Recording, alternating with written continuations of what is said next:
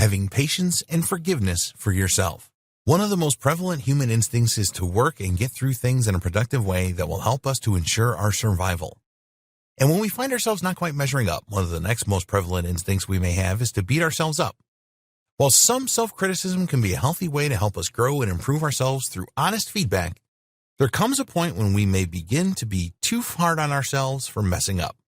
In fact, it is very easy for us to compare ourselves to other people and find that we don't fully measure up. We are always making comparisons of ourselves against the status quo in order to figure out whether or not we can consider ourselves to be successful. If we are beating ourselves up for not being ahead of the race, it could easily become overwhelming to us to continue to compete.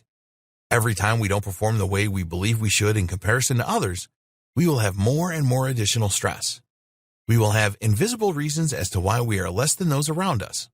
We will feel anger and resentment towards ourselves.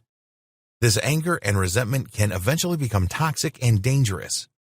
If we feel self-hatred without even realizing it, our stress levels skyrocket and our self-confidence plummets. The harder we work on something, the worse we will feel about ourselves if even the smallest things might backfire. This stress can compound and lead to self-loathing and a whole variety of more stresses. Anytime something doesn't go your way, it will be easier to find a way to blame yourself and feel even more self-loathing. This can contribute to insecurity and issues in our relationships because we are misrepresenting situations and the intentions behind other people's actions and words.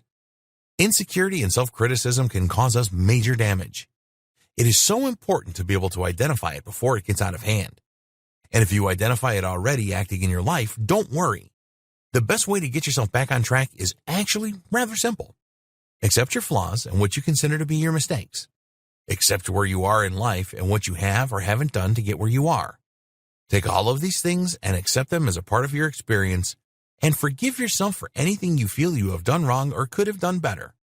Take these mishaps as lessons and an opportunity for personal growth. If we try to treat every experience as a learning aid, then it will be that much easier for us to focus on the future that we most desire. We can stop beating ourselves up about the past and focus on our goals and staying on a solid foundation.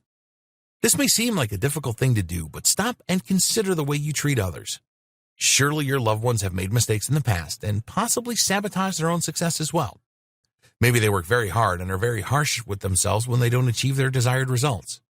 Would you ever advise them to continue to dwell on what they consider to be their failures and weaknesses? Would you want them to treat themselves the way you treat yourself? Or does it seem silly to be so unforgiving of yourself?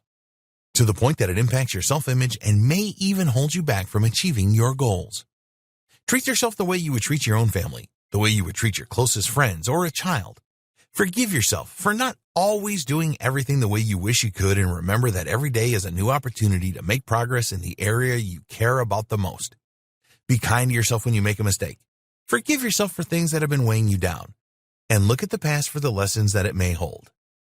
Think about things you have been beating yourself up about and let it go. Release those things from your life and trust that it is okay for you to start fresh. Everybody deserves that chance. While on the topic, it may also serve you to extend that forgiveness to others as well.